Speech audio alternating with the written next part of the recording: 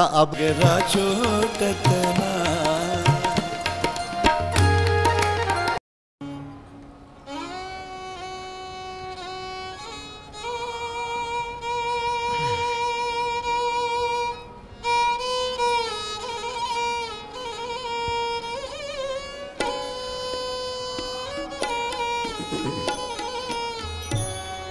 एक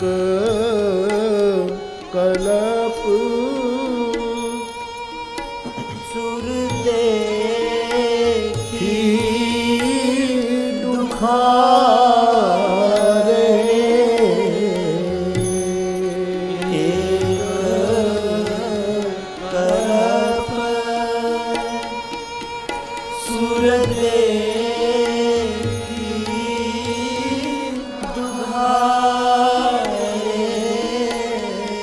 समर जलंधर सन सब रे समर जलंधर सन सब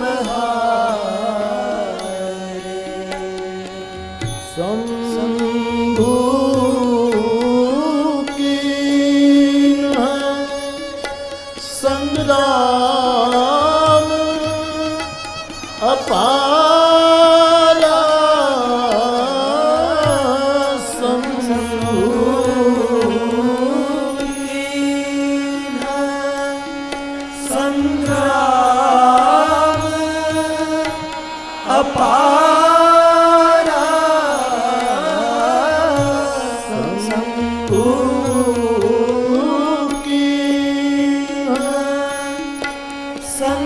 संग्राम अपारा शंभु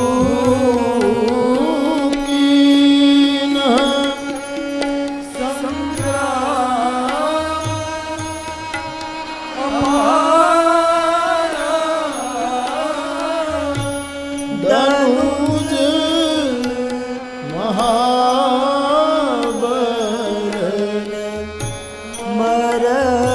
मरईन मारा दनुज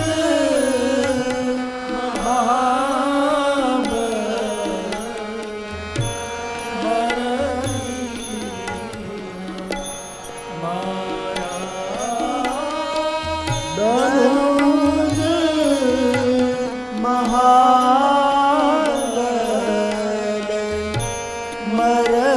मरईन मारा दनुज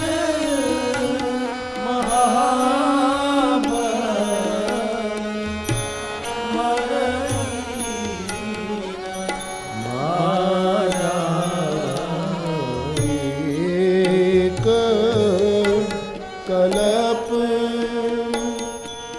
सुर देखी दुखारे एक कलप सुर देखी दुखारे समर जलंधर सन सब रे समर जलंधर सन सब सुर देखी दुखारे सुर देखी दुखारे सन सब हारे सन सब हारे सुर देखी दुखारे, सुर देखी दुखारे। बोलिए हनुमान जी महाराज की।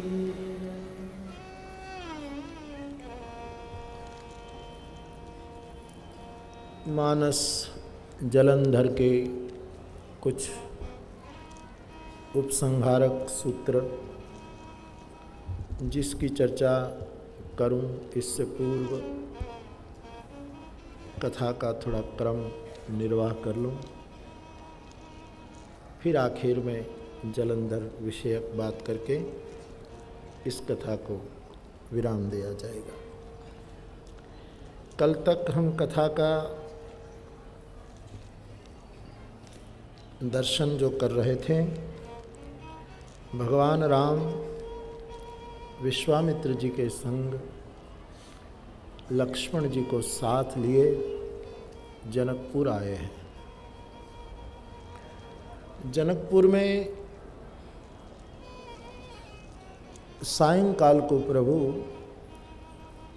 नगर दर्शन के लिए जाते हैं और नगर के अबाल वृद्ध सब राममय हो जाते हैं। गोस्वामी जी ने भगवान राम तो ब्रह्म है, लेकिन 3 खास बातें बताई कि वो 3 वस्तु के धाम हैं। रूप शील बल धाम। भगवान रूप के धाम हैं, बल के धाम हैं और शील के धाम हैं। भगवान ने शील से अयोध्या को वश कर लिया। इतना शील प्रभु का कि अवधवासी राम जी के अधीन हो गए, अबाल वृद्ध सब। और भगवान राम ने अपने मधुर और दिव्य रूप से जनकपुर को वश कर लिया। 3 वस्तु से 3 नगरी को वश किया। शील से अयोध्या को वश किया, रूप से जनकपुरी को वश किया और बल से लंका को वश किया। तो पूरी जनकपुरी प्रभुमय हो गई। प्रथम रात्रि पूरी हुई।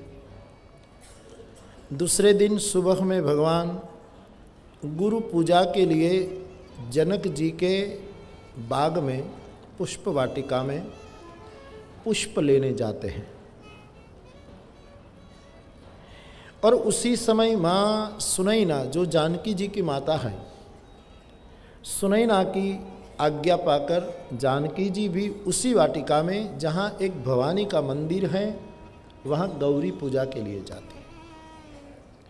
आज के युवान भाई बहनों को मुझे, अब तो मैं सब प्रसंग को समेट रहा हूँ संक्षेप में, लेकिन कुछ सूत्रात्मक बातें कहता चलूँ। हमारे प्राचीन भारत में भी बाग बगीचे थे और प्राचीन भारत में भी बाग बगीचे में युवक युवतियाँ जाते थे, लेकिन समय और हेतु खास ध्यान में लेने जैसा है। प्राचीन भारत में भी युवान भाई युवान बहनें बाग में जाते थे। बाग में जाना कोई बुरा नहीं है, लेकिन समय सुबह का था। सुबह सुबह जाते थे और हेतु था युवकों के लिए गुरु पूजा के लिए फूल चुनना और युवतियों के लिए गौरी पूजा करना। हमारे देश की बहन बेटियां गौरी की पूजा करें और युवक गुरु की पूजा करें तो राम राज्य में सहायक हो सकते हैं। ये सूत्र है। यह बाग में घूमना कोई बुरा नहीं है, हेतु साफ हो और समय ठीक हो। पहली बार राम और जानकी का मिलन बाग में हुआ। अद्भुत मर्यादा के साथ, निर्दोष और निखालसता के साथ प्रभु जानकीमय हुए, जानकी राममय हुए। सीता जी राम जी को देख रही हैं, भगवान पुष्प चुन रहे हैं और सुबह का समय है, भगवान के भाल में पसीना आ गया। शरद ऋतु का समय था वो, क्योंकि माघशीर्ष शुक्ल पंचमी को सीताराम जी का ब्याह हुआ, तो उसके पहले का समय है। तो शारदीय दिन था। शरद ऋतु में सुबह शीतल होती है और फूल तोड़ने का काम कितना सरल है। फूल तोड़ने जैसा सरल काम करने में भी शरद ऋतु की सुबह में राम जी को पसीना आया। वो देखकर जानकी जी सोचने लगी कि फूल तोड़ने में जिसको पसीना होता है वो धनुष कैसे तोड़ेगा। और यही तो परमात्मा का ब्रह्मत्व है, वो फूल से भी कोमल है, वज्र से भी कठिन है। मधुर भावों का दिग्दर्शन हुआ। यहाँ जानकी जी भवानी के मंदिर में जाकर पार्वती की स्तुति करती है, अपनी इच्छा के अनुकूल पति वर प्राप्त करने के लिए। गोस्वामी जी ने एक प्रसंग लिख दिया। जय जय राज किशोरी, जय महेश मुख चंद्र चकोरी, जय गज बदन षडानन माता, जगत जननी दामिनी दुति गाता, नहीं तब आदि मध्य अवसान, अमित प्रभाव वेद नहीं जाना, भव भव विभव पराभव कारिणी, विश्व विमोहनी सबस विहारिणी, विश्व विमोहनी सबस विहारिणी। जगदम्बा भवानी की सीता जी ने स्तुति की। और यहाँ लिखा है कि जानकी जी के विनय को सुनकर भवानी की जो प्रतिमा थी बाग में वो डोलने लगी, मुस्कुराने लगी और बोलने लगी। अब किसी को ये हो कि मूर्तियां कभी बोल सकती हैं? मूर्तियां मुस्कुराती हैं क्या? मूर्तियां हिलती डोलती है? आज का विज्ञान कहता है पत्थरों में कोई बहुत सुषुप्त दशा में चेतना पड़ी हुई है। हो सकता है दशकों के बाद उस चेतना की और जानकारी हमको मिले, हो सकती है। जैसे वृक्ष में चेतना है, संवेदना वृक्ष पकड़ता है, पत्थरों में भी है। व्यक्ति का प्यार क्या नहीं कर सकता। हमारे दिमाग में मूर्ति बोले वो समझ में नहीं उतर रहा है। क्यों? कि हमारे साथ तो पड़ोसी भी नहीं बोल रहे। इतने हम नीचे उतर गए हैं कि मूर्ति बोले वो करीब करीब असंभव सा लग रहा है, लेकिन असंभव नहीं है, ये हो सकता है। व्यक्ति की संवेदना हिला सकती है मूर्तियों को।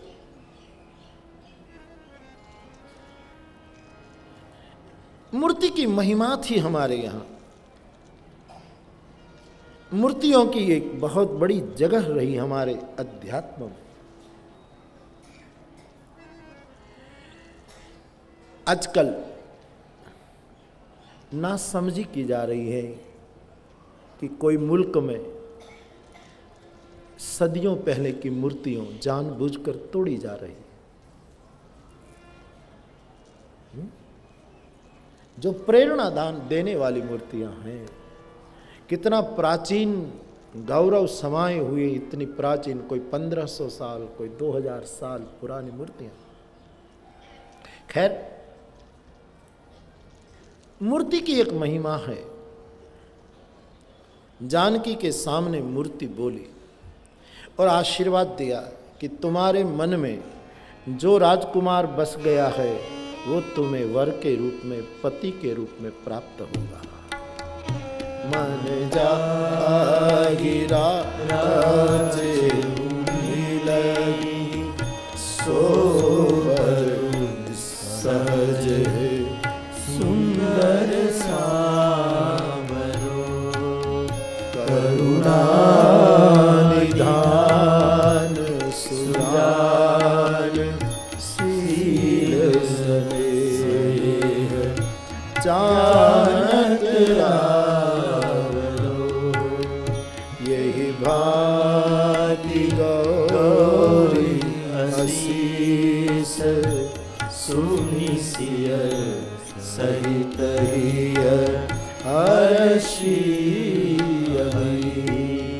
तुलसी भवानी पूजी पुनि पुनि मुदित मन मंदिर चली मंदिर चली मंदिर चली।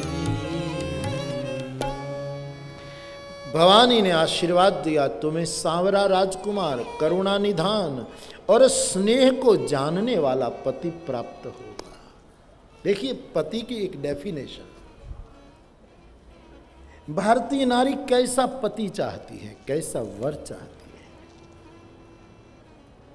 मन जागिरा, भारतीय कन्याओं के मन में पति के बारे में कौन सी मानसिकता होती है, कैसा वर चाहिए उसको। मन जागिरा मिलही सोबर सहज सुंदर भारतीय कन्या कैसे पति का वर्णन करती है, जो सहज सुंदर हो। मेरे पास समय नहीं, वरना मुझे बहुत बोलने की इच्छा होती है कि मैं और कहूं और कहूं और कहूं।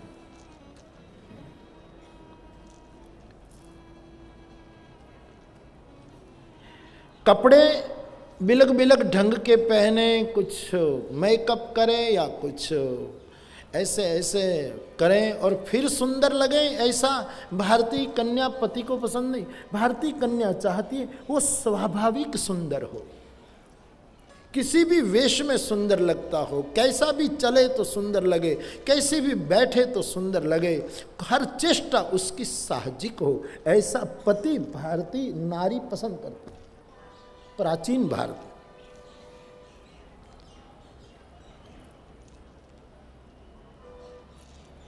बैकल उत्साही का एक शेर है,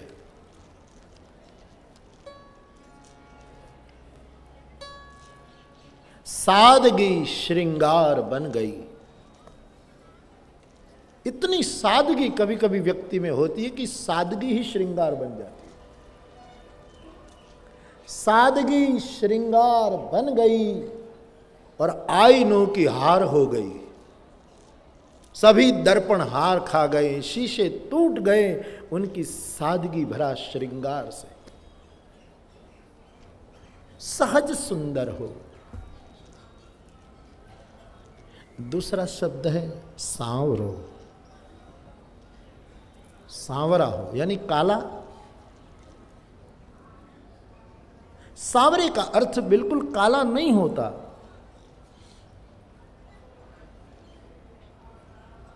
श्याम वर्ण का अर्थ हमारे यहाँ संस्कृत वाङ्मय में तो ऐसा किया गया कि ऐसा वर्ण जिसके पास कोई सर्दी के दिनों में जाए तो उसको गर्मी लगे और गर्मी के दिनों में जाए तो उसको ठंडक मिले, ऐसा कोई व्यक्तित्व।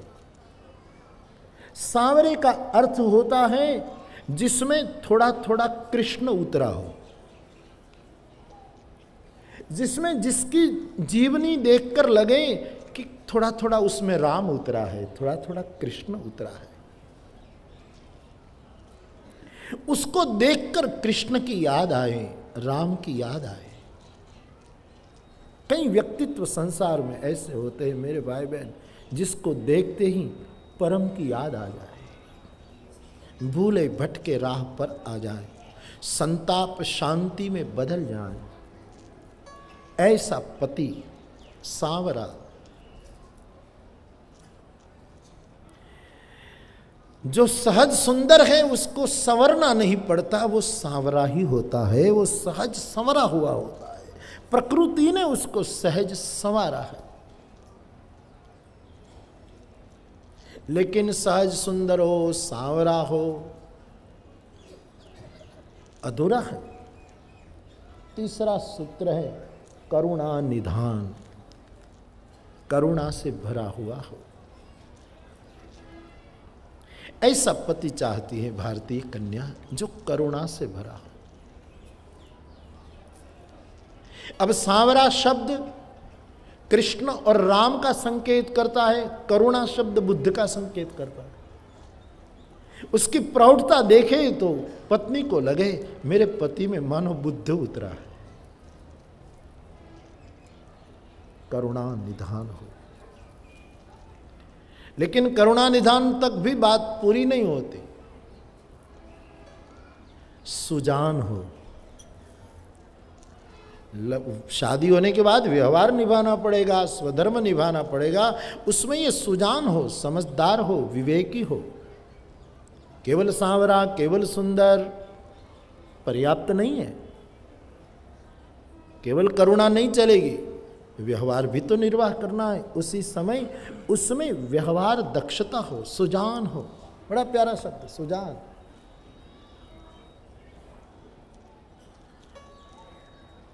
लेकिन वहां तक अधूरा है। करुणा निधान सुजान शील, शीलवान हो, शील से भरा हो। शील सुजान शील स्नेह जानत रावरो, और स्नेह का जानने वाला हो, प्रीत समझता हो, प्रेम को समझता हो। इतने लक्षण बताए।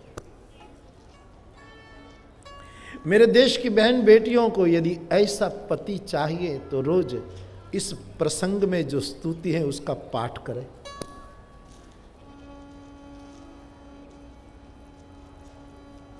इससे जरूर फायदा हो सकता है। लटका करे वो पति न हो, वो जो पूरी दुनिया को लटका करना सिखा दे, ऐसा कोई हो, नृत्य करा दे पूरी दुनिया को। करुणा निधान सुजान शील स्नेह जानत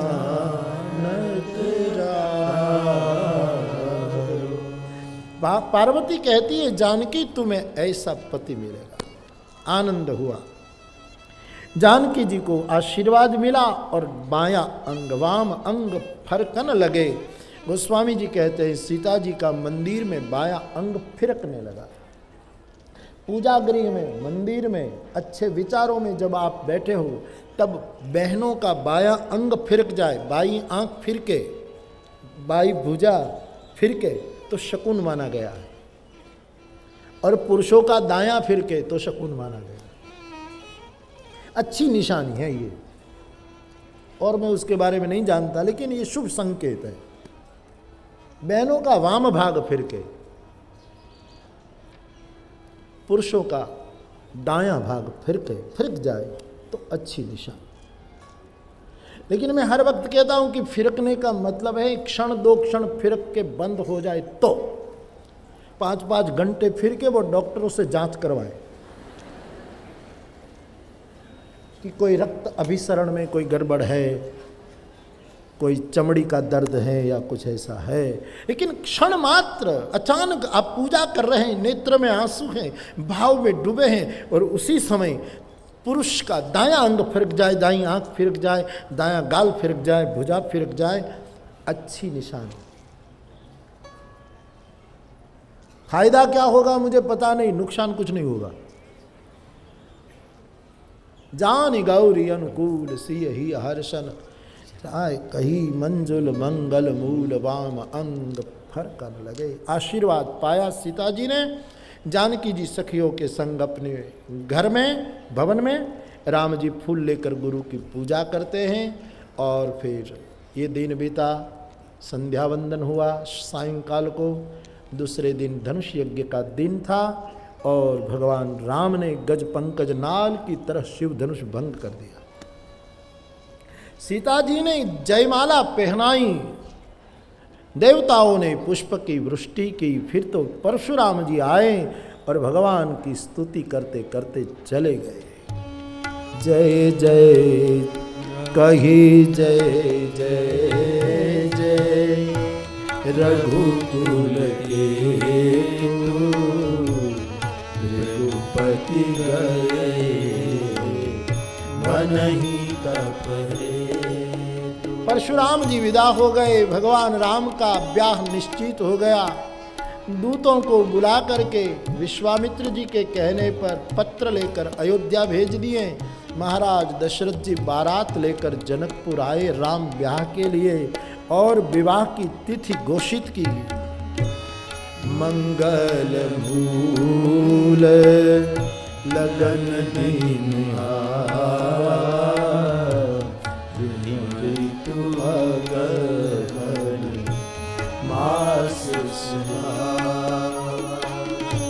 ग्रह तिथि नखत जोग मरवारु लगन सोई विधि किन्ह विचारु। मंगल मूल लगन दिन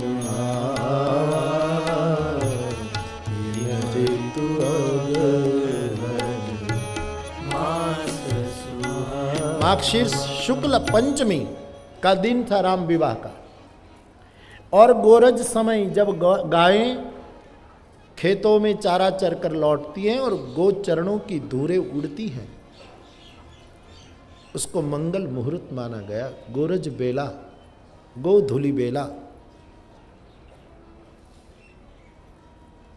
गाय की हर चीज मंगलमय है, इसलिए भारत गायों को पाले, गायों की सेवा करे, गायों के दूध का जहाँ तक हो घी का इस्तेमाल करे। अपने घर में गायों पालने की व्यवस्था न हो लेकिन संपत्ति हो तो कम से कम गो सदनों में गायों के लिए कुछ करें।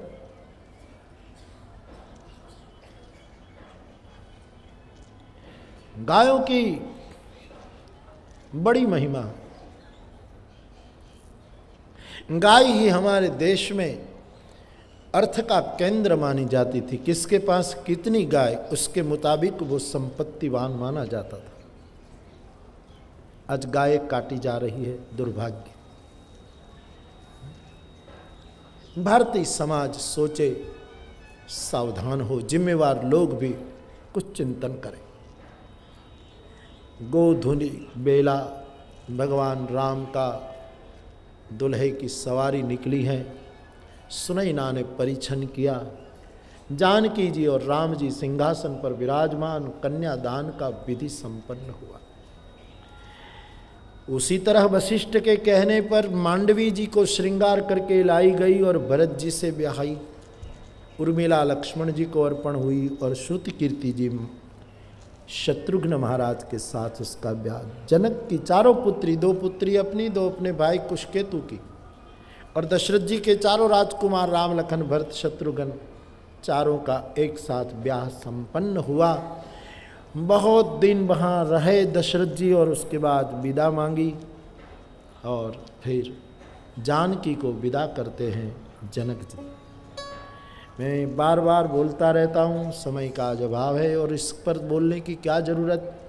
सब अनुभव करते हैं कि हमारे देश में बाप के लिए सबसे करुण प्रसंग है अपनी बेटी की विदाई।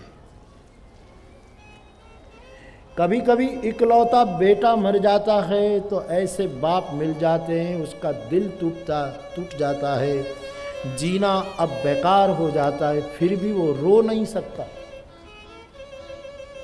लेकिन ऐसा बाप मिलना मुश्किल है कि अपनी बेटी को विदा देते समय उसकी आंखें डबडबाई न हो। कन्या विदाई बड़ी करुण घटना है इस देश की ममता सृष्टि में। बेटी जब बाप के घर से विदा होती है तो बाप को लगता है मेरे जीवन से कोई हिस्सा टूट गया, कुछ कम हो गया जीवन। 40 साल का बाप अपनी बेटी को विदा देता है तो बेटे को विदा करने के बाद आप उसके सामने देखें तो पता लगेगा वो 60 साल का दिखाई देने लगता है, इतना ढीला और प्रौढ़ बन जाता है। धन्य है ये मुल्क जहां बाप बेटी का रिश्ता बहुत अद्भुत है। तपोवन में रहे महर्षि कण्व जो समस्त आसक्तियों से मुक्त थे, वो शकुंतला को पालक पिता बनकर बड़ी करते हैं और जब शकुंतला को विदा देते हैं तब देश का ऋषि भी फुट फुट कर रोता है। महाज्ञानी जनक आज जानकी को विदा देते समय रो पड़े। अपवाद हो सकते हैं लेकिन बाप बेटी का जो रिश्ता है बड़ा अद्भुत है।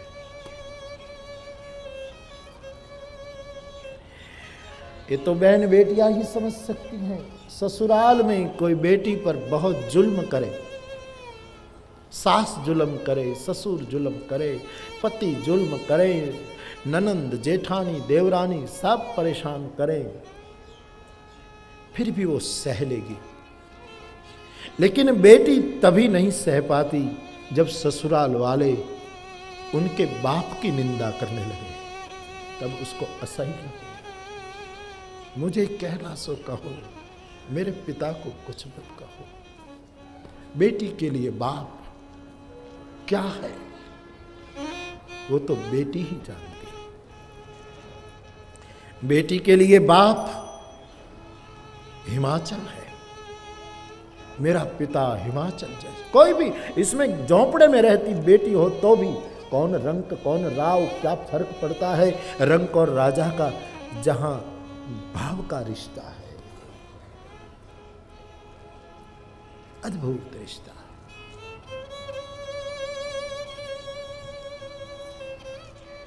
जब बेटी दूर हो, ससुराल में हो और कोई उसको ये खबर कहे कि बहन तुझे पता है क्या, कोई खबर नहीं तुझे, क्या है?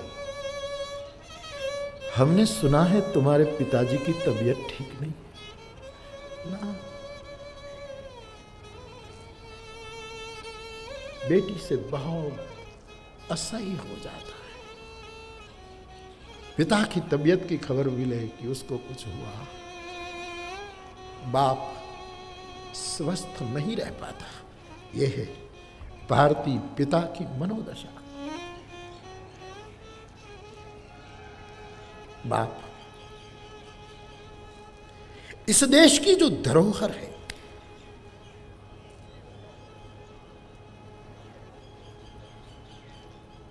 बड़ी अद्भुत है।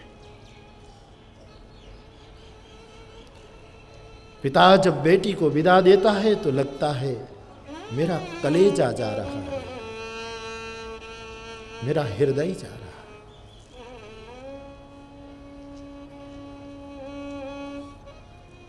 बड़ा अद्भुत रिश्ता है। और मेरे देश की बहन बेटियां, मैं आपको भी कुछ कहकर आज जाऊं। बेटा अच्छा है कुल में तो पिता के एक कुल को ही तारता है, लेकिन जिस घर में बेटी समझदार है वो दोनों कुल को तारती है, पिता के कुल को और ससुर के कुल को, दोनों कुल को। बेटी के जीवनी के दो कुल हैं। ससुर कुल का अर्थ होता है किनारा, कुल मानी तट। जैसे नदी दो तटों के बीच बहती है, दो कुलों के बीच बहती है।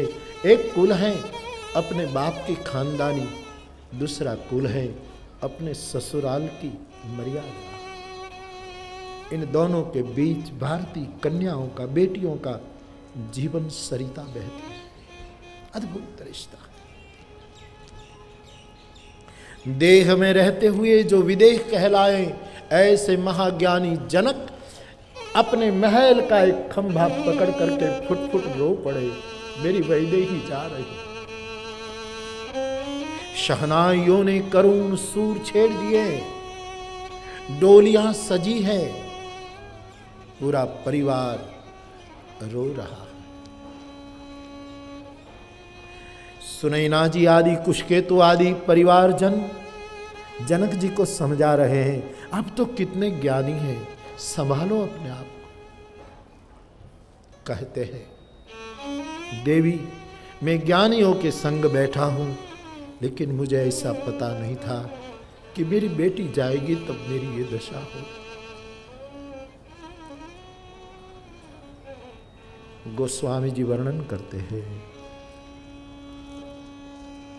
जानकी चली पीयू घर। बेटी जब बाप के घर होती है, पिता कहे बेटा पानी लाओ तो हिरणी की तरह कूदती है, मानो घर में हिरणी छलांगे ले रही है। वही बेटी जब ब्याह हो जाता है, तब घर की जो देहली है, उम्र जो है, उसको पार करना उसके लिए बहुत कठिन हो जाता है। कैसे बाहर जाए? ये है भारतीय बेटियों की महिमा। आज जनक की जानकी जा रही है, और बाप को क्या पता कि ये जानकी अयोध्या जाएगी और उनके लिए वनवास की तैयारियां हो जाएगी। उम्मीदों की दुनिया तो हर इंसान बसाता है, उम्मीदों की दुनिया तो हर इंसान बसाता है, लेकिन पाता है वो ही जो तकदीर लाता है। क्या पता जनक को। आप सोचिए रामायण के इस करुण प्रसंग को कि आज अपनी बेटी को जनक विदा दे रहे हैं, फिर बाप और बेटी का मिलन चित्रकूट के जंगल में होगा। आज बिछड़े, बाद में मिले तो वही जानकी, कैसा सुख था उसका। मेरे बाग की ऐ नाजुक डाली, जा तुझको सदा बहार मिले, बाबुल की दुआएं लेती जा।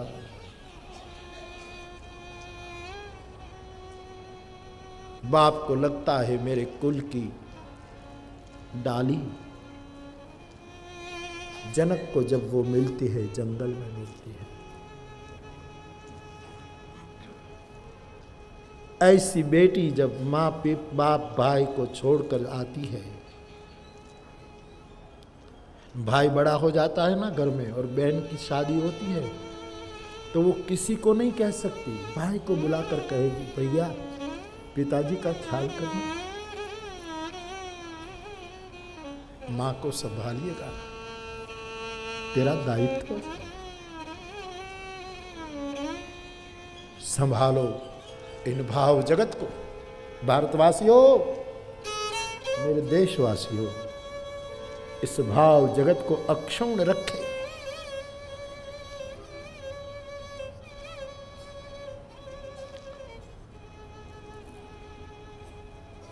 पिता पुत्री का रिश्ता अद्भुत है। प्रार्थना करता चलूं,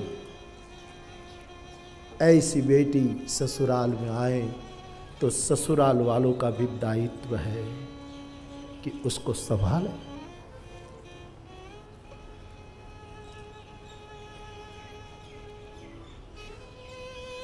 जानकी पीयू संग पहुंची अयोध्या। मेहमानों का स्वागत हुआ, सबको जनवासा दिया। जनकपुर रोता रह गया।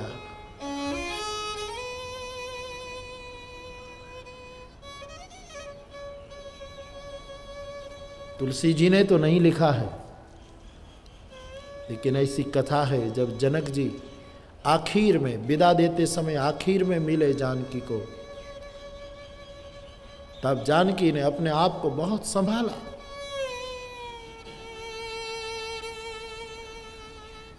और अपनी मां सुनैना को मिली तो कहने लगी, मां हम चारों बहनों एक जगह है ना, हमारी चिंता मत करिएगा, हम तुम्हारी मर्यादा तुम्हारी खानदानी को संभालेंगे। लेकिन ये डोली का पर्दा जब बंद होने जा रहा था, उसी समय फिर जानकी रो पड़ी और सुनैना ने कहा, बेटी अभी अभी तू हमें तसल्ली दे रही थी और खुद धैर्य गंवा बैठी। तब जानकी जो बोली वो शब्द सुनकर जनक जी बहुत रोए। जानकी ने इतना ही कहा, मां हमारी चिंता मत करिएगा, लेकिन हमारे पिताजी वृद्ध हुए हैं, उनका ख्याल करिएगा। बेटी पिता की संभाल की सूचना दे रही है, उसी समय जनक जी धैर्य का बांध टूट गया।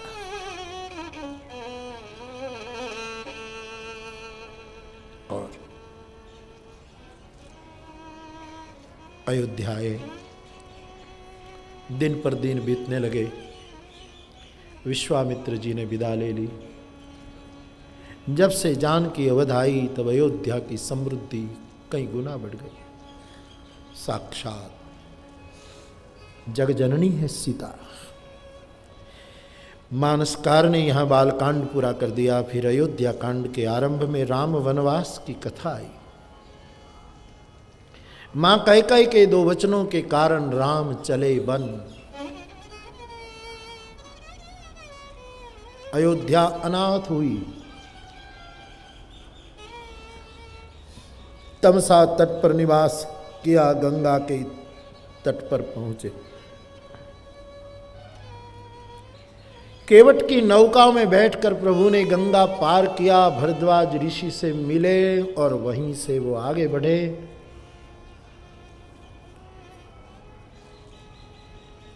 वाल्मीकि जी के आश्रम में आकर राम जी ने मैं कहाँ रहूं स्थान की बात पूछी। वाल्मीकि जी ने चित्रकूट का निर्देश किया कि आप चित्रकूट में बसें, कुटिया बनाकर। राम लखन जानकी चित्रकूट जिमि बसे भगवाना। सचिवागवन नगर नृप मरना श्री भरतागवन प्रेम बहुवरना। भगवान राम चित्रकूट बसे। सुमंत जी रथ खाली लेकर लौट आए और राम नहीं आए, ये बात सुनकर दशरथ जी ने प्राण त्याग किया। ननिहाल से भरत जी आए, पिता की क्रिया की, राज्य का इनकार कर दिया। भरत के लिए 2 सूत्र है हमारे विश्व जगत के लिए। भरत ने कहा, पिता ने कहा है, भगवान कह गए हैं कि राज भोगो, लेकिन मैं इतना ही कहूंगा, पहले सत पाऊं फिर सत्ता पाऊं।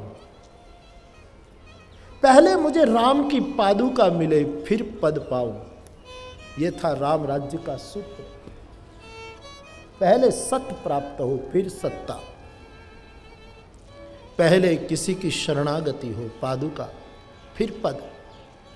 बिना पादुका का पद मद ही देता है और कुछ दे ही नहीं सकता। बिना सत की सत्ता संताप के सिवा कुछ नहीं दे सकती। भरत जी चित्रकूट गए प्रभु को मनाने, बहुत सी बातें हुई और पादुका लेकर लौट आए। नंदीग्राम में तपस्वी बनकर निवास किया और बाल कांड के बाद अयोध्या कांड पूरा किया। अरण्य कांड में भगवान ने स्थलांतर किया। 13 साल तक करीब प्रभु चित्रकूट में बसे। अब अपनी जो प्रधान लीला है, विनाशाय च दुष्कृताम, उस लीला के लिए प्रभु ने आगे यात्रा की। अत्रि ऋषि के आश्रम में प्रभु आए और अत्रि अनुसुईया ने स्वागत किया। अत्रि जी ने भगवान की स्तुति की। नमामि भगवत्सलं कृपालु शीलकोमलं भजामि ते पदाम्बुजम् अकाविना स्वधामदं पठन्ति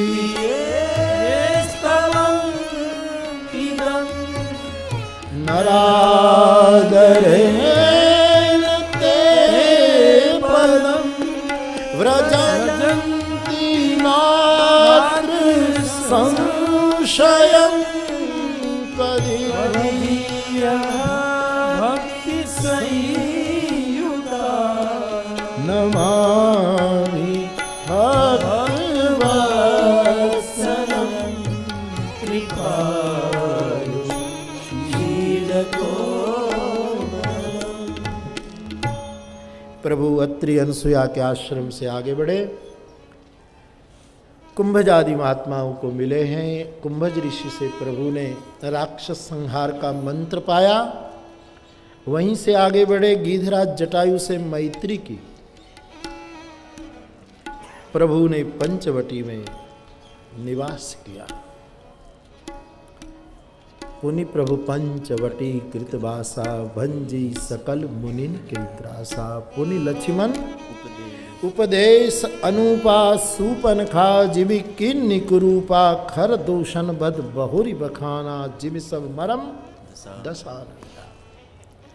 पंचवटी में प्रभु निवास कर रहे। राम लखन जानकी एक बार शूर्पणखा आई, दंडित की। रावण आया, जानकी को चुरा कर ले गया।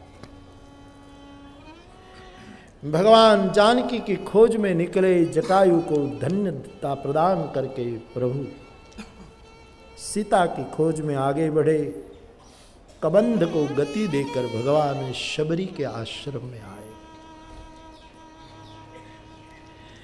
शबरी के बैर खाएं और नवधा भक्ति की चर्चा की। वहीं से शबरी के मार्गदर्शन पर प्रभु पंपा सरोवर की ओर बढ़े। अरण्य पूरा होता है और किष्किंधा के आरंभ में भगवान ऋष्यमुख पर्वत की ओर चले। सुग्रीव ने देखा, हनुमान जी को कहा आप जाइए, ये कौन है? और राम कथा में हनुमान जी का सक्रिय प्रवेश होता है। एक बार जय जयकार बोलिए हनुमान जी महाराज। यहाँ से रामचरित में हनुमंत चरित्र की धारा मिलती है, प्रवाह बड़ा हो जाता है। ब्राह्मण के रूप में श्री हनुमान जी प्रभु के पास आते हैं। पहचान गए, प्रभु के चरण पकड़ लिए, अपने मूल रूप में आए। सुग्रीव के साथ हनुमान जी के माध्यम से प्रभु की मैत्री हो गई।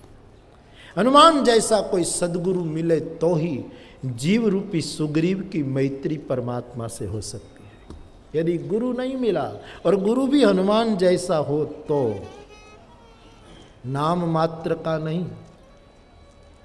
हनुमान जैसा मतलब हनुमान के जितने गुण हो उनमें से जिसमें गुण दिखाई देते हो, ऐसा गुरु कोई मिले, इस विषयी जीव को प्रभु की प्राप्ति करा दे। फिर तो सुग्रीव वाली का युद्ध हुआ, वाली प्राण भंग हुआ, सुग्रीव किष्किंधा का मालिक हुआ, युवराज अंगद हुआ और प्रभु ने प्रवर्षण पर्वत पर चातुर्मास किया। इसके बाद जानकी खोज की व्यवस्था हुई। जामवंत, अंगद आदि मुख्य सब साथ में और हनुमान जी वाली टुकड़ी दक्षिण दिशा में सीता खोज के लिए निकलते हैं। स्वयंप्रभा और संपाति को मिलकर मार्गदर्शन पाकर समुद्र के तट पर निर्णय किया कि जानकी लंका में अशोक वाटिका में अशोक वृक्ष के नीचे बैठी हैं। ये जो शतजोजन सागर है उसको कोई नांगे सो जा सकता है। सबने अपने बल की घोषणा की, लेकिन कोई पूरा कार्य करने में सक्षम नहीं। तब जामवंत जी ने चुप बैठे हनुमान को कहा कि आप मौन क्यों हो, आपका अवतार राम के लिए है। गोस्वामी जी लिख देते हैं, राम काज लगी कवि अवतारा, सुनत ही भयउ पर्वताकारा, पवन तनय बल पवन समाना, बुद्धि विवेक विज्ञान। श्री हनुमान जी महाराज राम कार्य करने के लिए तैयार होते हैं। वहाँ किष्किंधा पूरा होता है और सुंदर कांड के आरंभ में अतुलित बल धामम हेम शैलावदेहम धनुजवन किशानुम ज्ञानी नाम अग्रगण्यम सकल गुण निधानम वानराणाम देशम रघुपति प्रिय भक्तम वात जातम नमामि।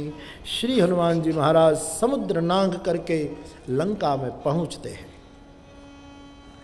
विभीषण को सावधान करते हुए हनुमान जी माँ जानकी के चरणों में पहुँचने के लिए अशोक वाटिका के तरु पल्लव में छिपे हैं। रात्रि का समय है, सुबह होने को है। रावण जानकी को मनाने के लिए आता है। वो दृश्य हनुमान जी देखते हैं।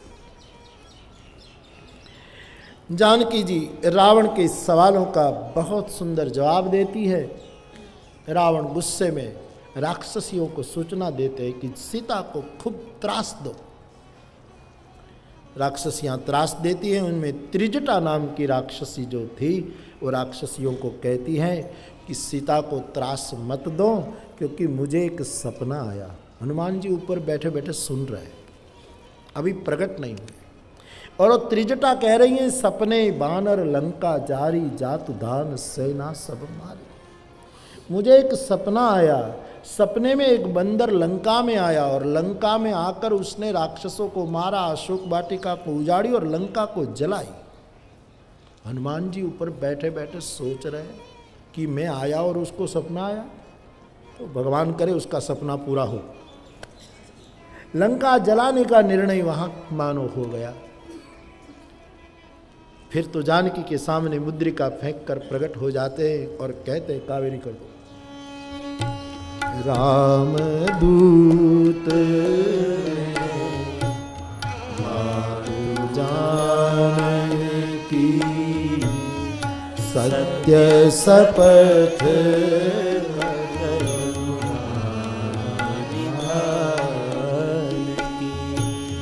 यह मुद्रिका मातु में आई, यह मुद्रिका मातु में आई, दीनी राम कह सही गाई, दीनी राम तुम कह सही गाई, आशीष दीनी राम प्रिय जाना, हो तात बल सील निधान। जानकी जी के चरणों में श्री हनुमान जी गिरे हैं। मैं रामदूत हूँ, ये मुद्रिका मैं लाया हूँ। हनुमान जी को पुत्र के रूप में कबूल करती हुई माँ आशीर्वाद देने लगी। आज रे गुण निधि सुत हो, अमर गुण निधि सुत हो, करहु बहुत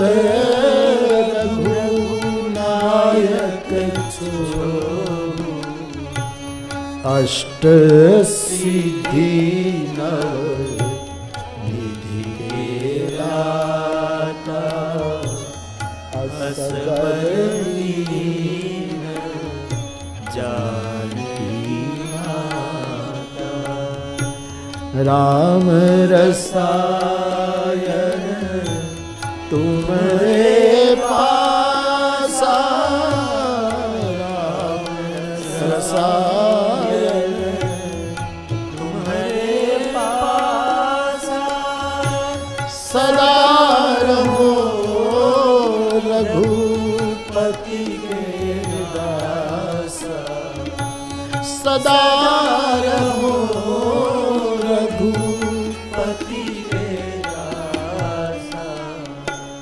तुमरे भजन राम को पावे, जन्म जन्म के दुख बिसरावे।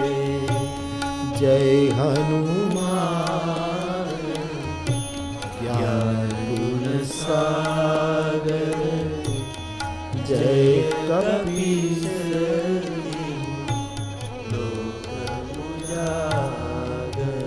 आशीर्वाद श्री हनुमान जी को मिले। माँ की आज्ञा पाकर फल फूल खाएं। राक्षस लोग बांध करके हनुमान जी को लंका में दरबार में पेश करते हैं। इस मंद बुद्धि राक्षस लोग हनुमान जी की पूंछ जलाने की चेष्टा करते हैं। श्री हनुमान जी पूरी लंका जला देते हैं। जिसको भक्ति मिल जाती है ऐसे साधकों को जगत रूपी लंका सदा जलाने की चेष्टा करती ही है। लेकिन जिसको भक्ति मिल गई, जिसको माँ मिल गई, जिसको जानकी मिल गई, उसको जगत जलाए तो भी भक्त नहीं जलेगा, जलाने वालों की नगरी जल जाएगी। कौन्तेय प्रतिजानीहि न मे भक्तः प्रणश्यति। पूरी लंका जलाई श्री हनुमान जी ने। समंदर में कूदे, पूंछ बुझाई, श्रम से मुक्त हुए, छोटा सा रूप लिया, माँ के पास गए और माँ पूछने लगी, हनुमान लंका में बहुत बहुत आग की लपटें दिखाई दे रही थी, क्या था? हनुमान जी जरा घबराए कि मैं कुछ इतना बड़ा करके आया, माँ डांटेगी। तो कहा नहीं माँ, बड़ी नगरी होती है ना, वहाँ ऐसी लपटें निकलती ही रहती है। जहाँ सोना ज़्यादा एकत्रित हो जाता है ना, वहाँ लपटें स्वाभाविक निकलती रहती है, इसलिए छोड़ माँ। बोले नहीं, ऐसा कभी मैंने देखा नहीं, जब से मैं लंका की अशोक वाटिका में हूँ। ये आग कैसे लगी? बोले माँ तू नाराज न हो तो कहूँ क्या, ये तेरे बेटे का पराक्रम था। अरे तूने लंका जला दी बेटे, तूने ये किया? बोले हाँ माँ, लेकिन एक चिंता जरूर थी मुझे। क्या? कि मैं आग लगा रहा था लंका में, तो मुझे डर ये था कि लंका के आग की लपटें कहीं तेरे पास तो नहीं पहुंची, तुम्हें तो कुछ तकलीफ नहीं हुई ना? अरे बोले बेटा इतना सोच, तेरी पूंछ में आग थी, राम जी ने पूंछ वाली आग तेरे शरीर तक नहीं पहुंचने दी, वो आग मेरे तक कैसे पहुंचने देते, जिसका रक्षक राम है। चूड़ामणि उतार कर दे दिया, ले बेटे भगवान को संदेश देना, अब विलंब न करें। 1 महीने की मुद्दत, यदि 1 महीने में रघुवीर नहीं आए तो मुझे जीवित नहीं प्राप्त कर पाएंगे। चूड़ामणि लेकर श्री हनुमान जी माँ को रोती रख करके निकल पड़े। बारिधि नाग गयो मति धीरा। आ गए इस तट समंदर के। मित्र लोगों को खुशखबर दी, सब राजी मधुवन में होते हुए राम के पास आए, चूड़ामणि दी, संदेश दिया। और हनुमान जी ने कहा भगवान अब विलंब न करें, मन वचन कर्म से जिसको आपका ही भरोसा हो प्रभु उसको विपत्ति नहीं होनी चाहिए, जल्दी करें। और महाराज आपको परिश्रम न करना हो तो हम 1-2 को भेद दो ना, पूरा करके चले आए। लेकिन रावण राम के हाथ मरने वाला है, बस निर्णय हुआ है। प्रभु समुद्र के तट पर पहुँचे। यहाँ विभीषण ने रावण को समझाने की चेष्टा की, असफल। रावण ने संत का त्याग किया और विभीषण राम की शरण में आया। प्रभु ने शरणागत को अपनी शरण में लिया। फिर समुद्र के पार कैसे हो। निर्णय लिया गया 3 दिन हम बैठकर अनशन करें और समुद्र यदि कोई मार्ग दिखाएं तो बल का प्रयोग न करें। ये भारतीय रीत है। 3 बार त्रिसत्य करना हमारी परंपरा है। 3 बार में समुद्र न माने तो फिर युद्ध धर्म युद्ध हो जाएगा। 3 दिन भगवान उपवास पर बैठे, बीच में शुकों की कथा आई।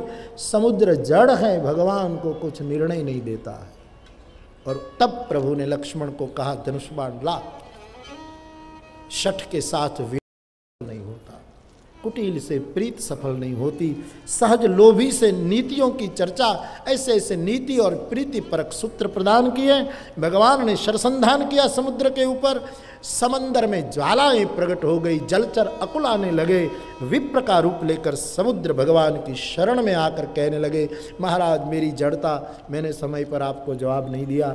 आप तीर मारोगे तो मैं अभी खत्म हो जाऊंगा और असंख्य जलचर जीव का नाश होगा। आपकी भी कोई उसमें बड़प्पन नहीं। मैं आपसे एक प्रार्थना करूं, आपकी सेना में नलनील नाम के 2 बंदर हैं।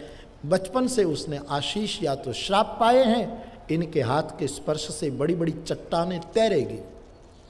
आप सेतु बंद करो, मैं भी अपने जलचरों के साथ आपको सहयोग करूंगा। प्रभु को ये मत भाया, गोस्वामी जी ने लिख दिया। निज भवन गवनेबु सिंधु श्री रघुपति यह मत भायो, यह चरित कलिमल हर जथापति दास तुलसी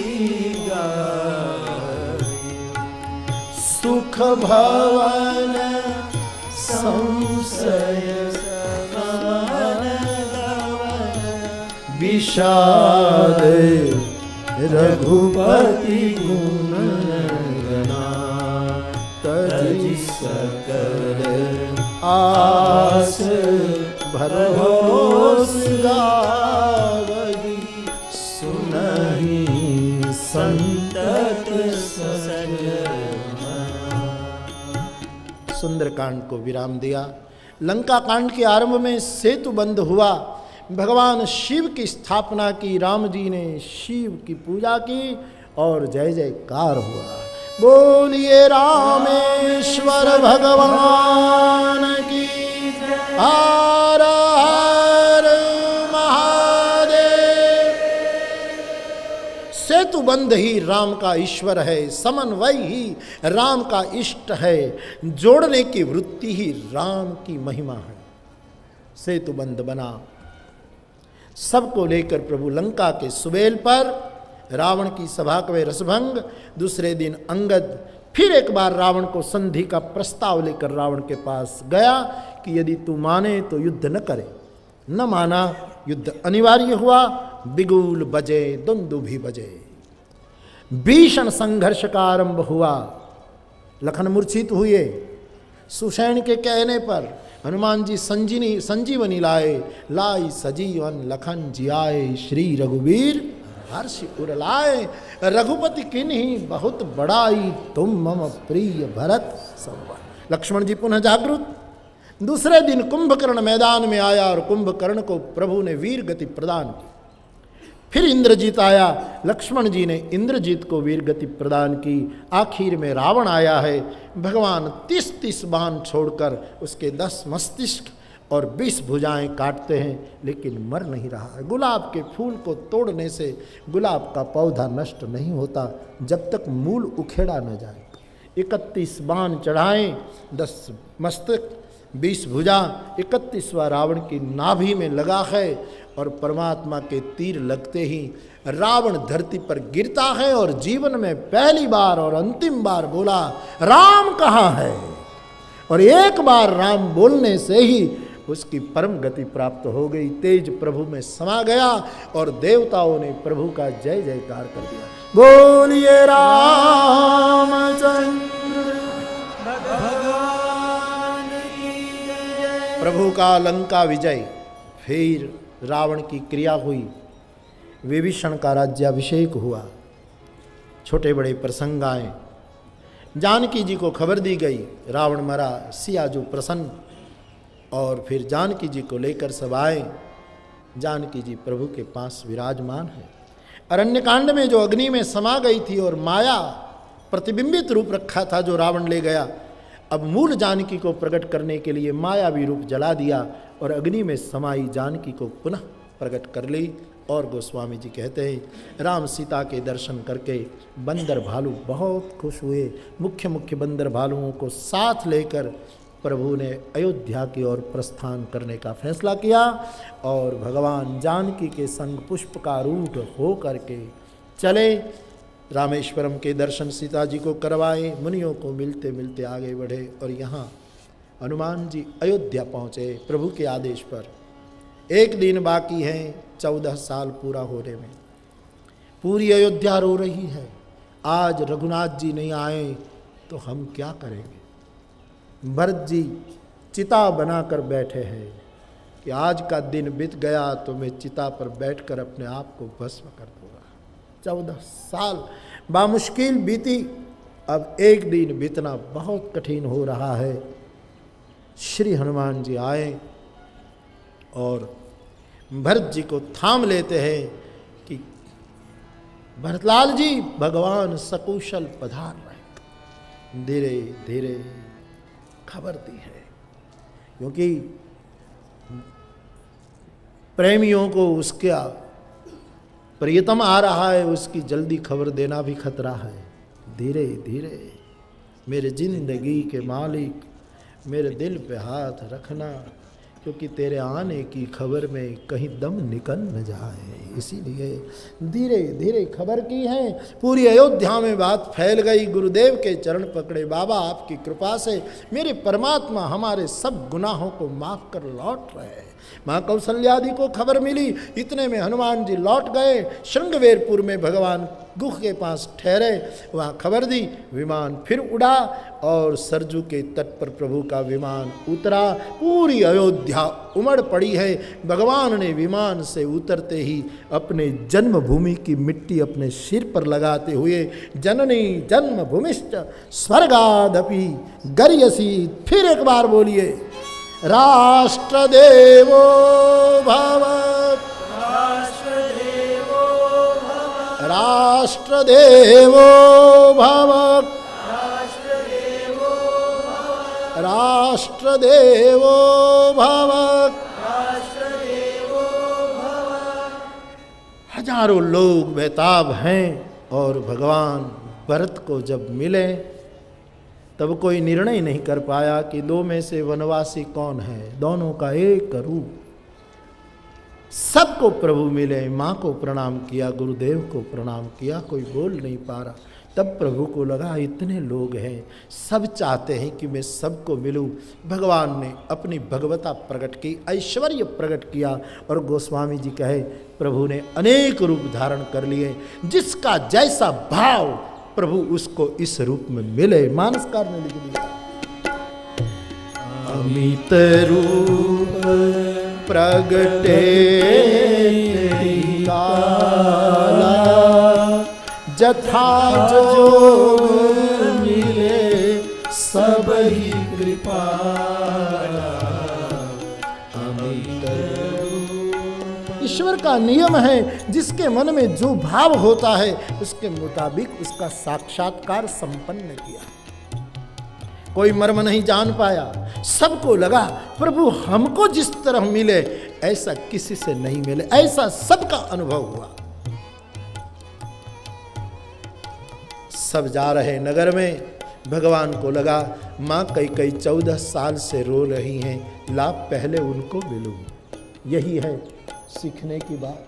सबसे पहले कई भवन में गई है, रो रही है, राघव माँ बेटे मुझे माफ कर दे।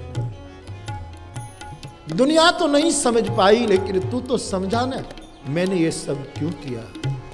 भगवान माँ कई को गले लगा रहे।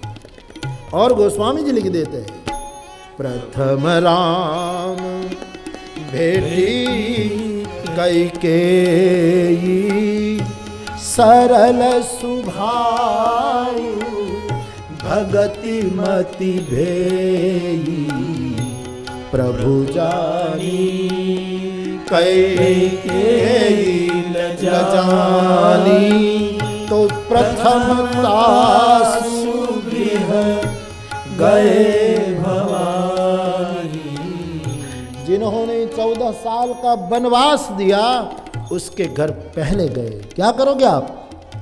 कथा सुनने के बाद 9 दिन के बाद जो तुमसे बहुत समय से न बोलता हो उनको पहले बुलाना, ये काम करना है। जो रूठे हुए हैं, जो किसी कारणवश अनमना मन लिए बैठे हैं, जाओ समय मिलके उनके घर कि भैया हुआ चलो गले मिले। यही है राम राज्य के सूत्र। रूठे हुए को मनाओ, सबसे प्यार मोहब्बत करो। आए माँ सुमित्रा के द्वार, कौशल्या के द्वार, अपने पुत्रों को देखकर माँ रो पड़ी। अति आनंद हुआ है। यहाँ वशिष्ठ जी ने ब्राह्मणों को पूछा, आज ही राज तिलक कर दें? बोले हाँ महाराज, अब कल का भरोसा न किया जाए। एक दिन की मुद्दत डाली तो 14 साल टल गया राम राज्य, आज ही करे। निर्णय लिया गया। राम जी ने भाइयों को स्नान करवाया, जानकी जी को सास लोगों ने स्नान करवाया। राम जी स्वयं स्नान करते हैं। अब मैं राजा होऊंगा, इसलिए मैं किसी की सेवा कबूल न करूं, मैं सबकी सेवा करूं। ये सूत्रपात हुआ। 14 साल के बाद वही राज पोशाक पहना गया। बड़ी सवारी निकली। नृत्यांगनाएं नभरंभाएं नृत्य कर रही हैं, गंधर्व गान कर रहे हैं। पूरा माहौल अद्भुत हुआ था। भगवान की सवारी राज दरबार में आई। दिव्य सिंहासन रखा गया। भगवान वशिष्ठ जी ने आदेश दिया, राघव गादी पर विराजमान होइए। भगवान राम माताओं को प्रणाम करके, गुरुदेव को प्रणाम करके, भगवान सूर्य को प्रणाम करके, धरती को नमन करते हुए और अपने प्रजा को, नागरिकों को प्रणाम करके गादी पर विराजित, वामांके जानकी जी विराजित और विश्व को राम राज्य देते हुए वशिष्ठ जी ने राज तिलक सारा। बाबा बोले, प्रथम तिलक वशिष्ठ मुनि कीन्हा, पुनि सब विप्रन आय सुदीन्हा। प्रथम तिलक, सबसे पहला राम राज्य का तिलक भगवान वशिष्ठ जी ने किया और त्रिभुवन में राम राज्य का नारा गूंजा। एक बार भाव और श्रद्धा के साथ बोलिए, बोलिए राजा रामचंद्र भगवान, श्री सीताराम जी महाराज की, श्री अयोध्या धाम की, सरजू मैया की, चारों भैया की, भारत माता की जय। हर हर महादेव। राम राज्य की स्थापना हुई। रामो राजमणि सदा विजयते, रामम रमेशम भजे रामेणाभितान साचर्चम। रामाय परमात्मा का जयकारा हुआ है और माँ कौशल्या के हाथ में भरत जी ने आरती पकड़वा दी। माँ मैंने तुझे कहा था कि 14 साल होते ही मैं तेरे हाथों से मेरे ठाकुर की आरती करवाऊंगी।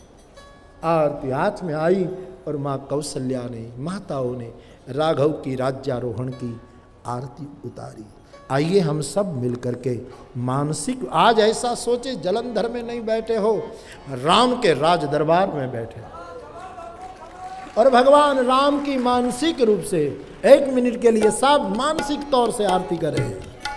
आरती कीजिए श्री रघुवर की, आरती कीजिए श्री रघुवर की, दशरथ नंदन जानकी वर की, आरती कीजिए श्री रघुवर की, दशरथ नंदन जानकी वर की,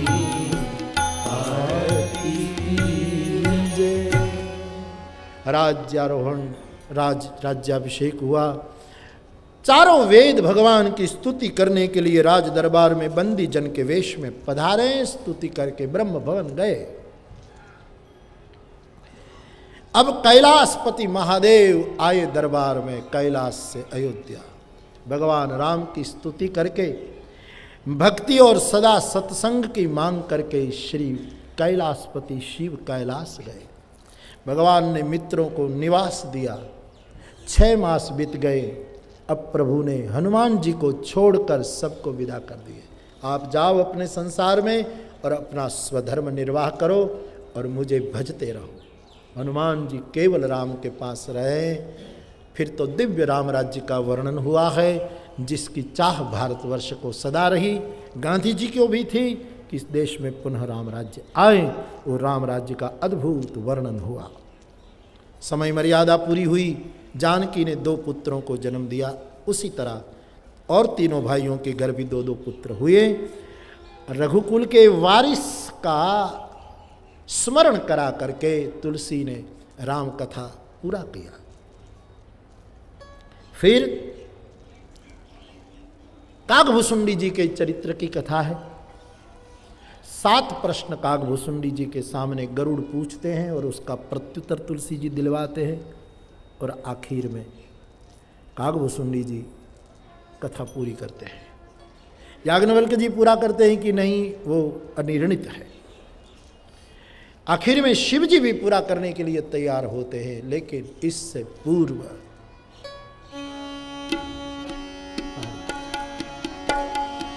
ये कलप सूरदे की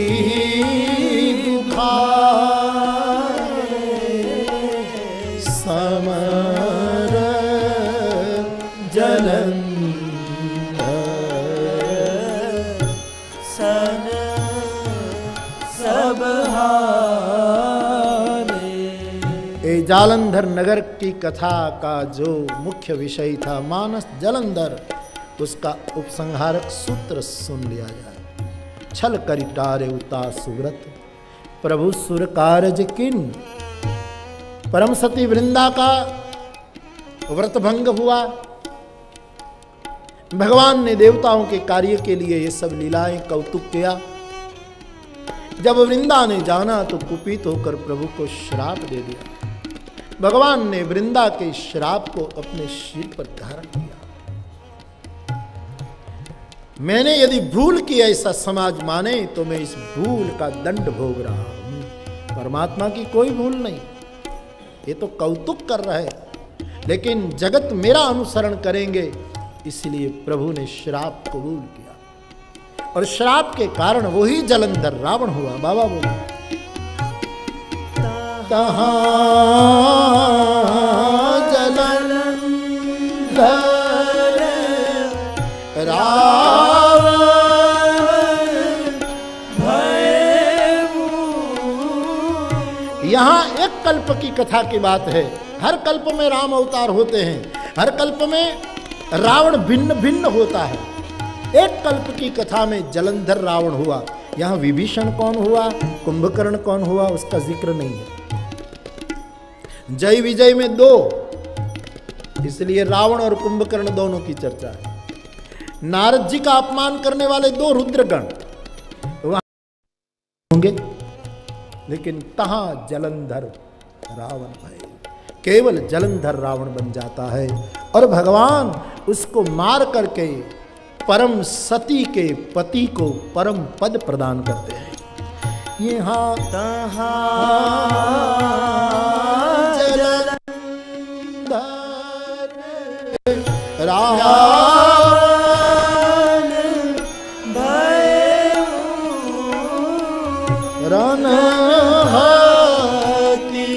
राम परम पद।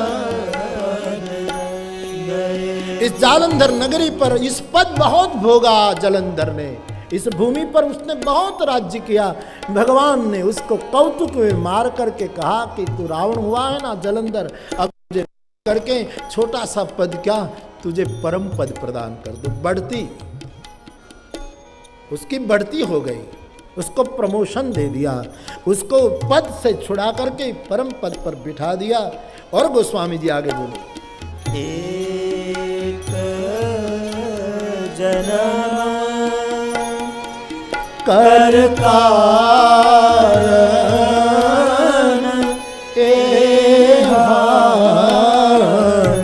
जेहि कगी राम धरी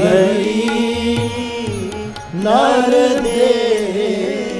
भगवान शंकर कैलाश पर से बोले, हे पार्वती, एक राम जी के एक जन्म का कारण तो ये हुआ जलंधर, जिसके लिए परमात्मा ने नरदेह धारण किया। और अंत में बोले, प्रति अवतार कथा प्रभु के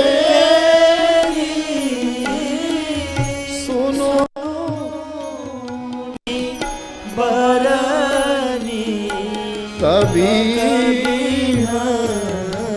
घने। परमात्मा की ऐसी दिव्य कथाएं प्रति अवतार में होती रहती हैं। हे मुनि, यहाँ याज्ञवल्क्य जी बोलने लगे, हे भरद्वाज जी, कवियों ने फिर उसकी बहुत प्रकार की गाथाएं गाई हैं। तो एक राम जन्म का कारण ये जलंधर रहा। एक कल्प सुर देखी दुखारे समर जलंधर सन सब कल्प कल्प प्रति प्रभु का प्रागट्य होता है। एक कल्प में भगवान इस भूमि के सम्राट जालंधर के कारण राम अवतार धारण करके धरती को धन्य कर दिए। ये भूमि का योगदान है राम प्रागट्य में। इसलिए मैं इस भूमि पर इसी प्रसंग का कुछ गुरु कृपा से बयान कर रहा था। जालंधर, मानस जलंधर की पूरी कथा जो आपको मैंने यहाँ व्यासपीठ से सुनाई गई, उसके उपसंहार में कुछ सूत्र समझ लें।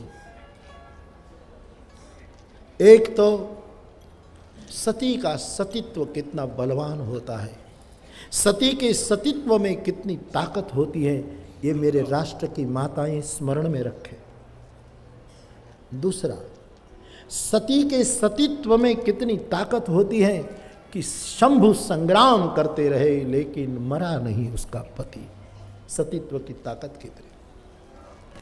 तीसरा, आदमी कितना ही बुरा क्यों न हो लेकिन सत्य का आश्रय कर ले, श्रद्धा का आश्रय कर ले, तो कभी न कभी परमात्मा को पाकर परम पद के योग्य बन जाता है। ये सब जो सार है उसको समझिएगा, याद करिएगा।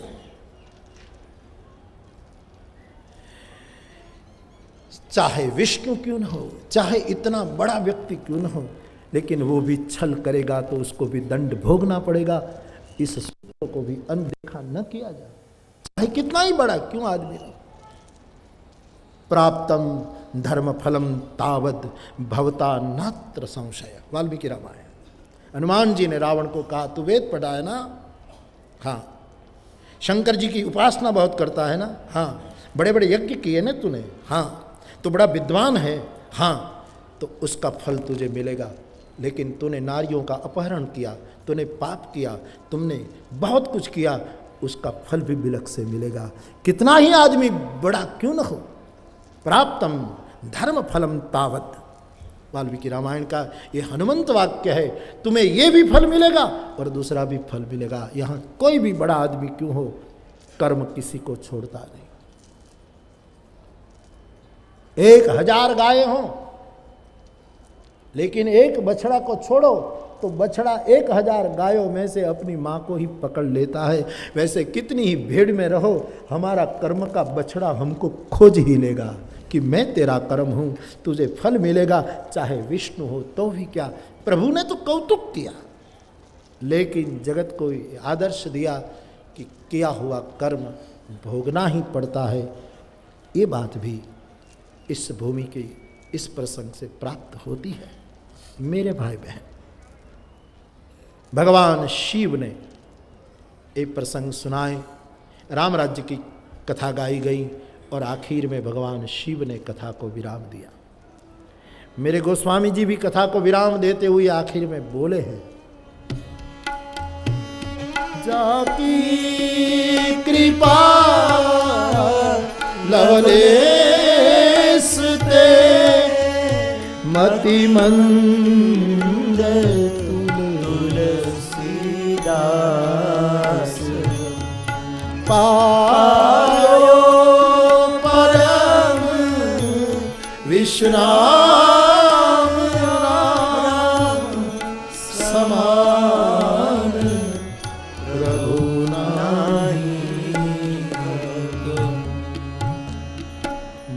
समदीन नदीन हित तुम समान रघुवीर, अस विचारि रघुवंश मनि हरहु विषम हरि, कामिनी नारी प्यारी जिमि लोभी प्रिय जिमिदान, तिमि रघुनाथ निरंतर प्रिय लागहु मोहिराम, यत्पूर्वं प्रभुना कृतं सुकविना श्रीशम्भुना दुर्गम श्रीमद् रामपदाब्ज भक्तिमनिशं प्राप्त्येतु रामायणं, मत्वा तद्रघुनाथ नाम निरतं स्वान्तस्तमः शान्तये, भाषाबद्धमिदं चकार तुलसी दासस्तथा मानसं, पुण्यं पापहरं सदाशिवकरं विज्ञानभक्तिप्रदं, मायामोहमलापहं सुविमलं प्रेमाम्बुपूरं शुभं, श्रीमद् रामचरित्रमानसमिदं भक्त्यावगाहन्ति ये, ते संसारपतङ्गघोरकिरणे दह्यन्ति नो मानवाः। इति श्रीमद् रामचरितमानसे सकल कलिकलुष विध्वंसने विमल वैराग्य संपादनं नाम सप्तमः सोपान उत्तरकांड समाप्त। श्री सीतारामचंद्रार्पणमस्तु। तो शिव जी ने पार्वती के सामने कथा को विराम दिया, बाबा भुसुंडी जी ने गरुड़ के सामने, याज्ञवल्क्य जी ने पूरा किया कि नहीं अनिर्णित, तुलसी जी ने अपने मन को बोध दे रहे थे पूरा किया। मेरे भाई बहन, आज 9 दिन से ही व्यासपीठ आपके सामने मुखर हुई थी। आज 9 दिन 9वां दिन है, तब मेरी व्यासपीठ भी राम कथा को विराम देने की ओर जा रही है। आपने बड़ी श्रद्धा से, बड़ी एकाग्रता से, बड़े शील और शिस्त से एक कथा सुनी। 9 दिन तक मैं बोलता रहा और मेरा हर वक्त अनुभव है, पूरा का पूरा बोल दूं तो भी लगता है बहुत बाकी रह गया। फिर भी देश काल की मर्यादा में सब अनुष्ठान पूरे किए जाते हैं। 9 दिन तक मानस गाया आपके सामने, आपने बड़ी श्रद्धा से श्रवण किया। मेरे भाई बहन, और क्या कहूँ बाप, इतना जरूर कहूँ, कल मैं कह रहा था कि मुझे और कुछ नहीं चाहिए। हम पोथी लेकर आते हैं, पोथी जी लेकर चले जाते हैं।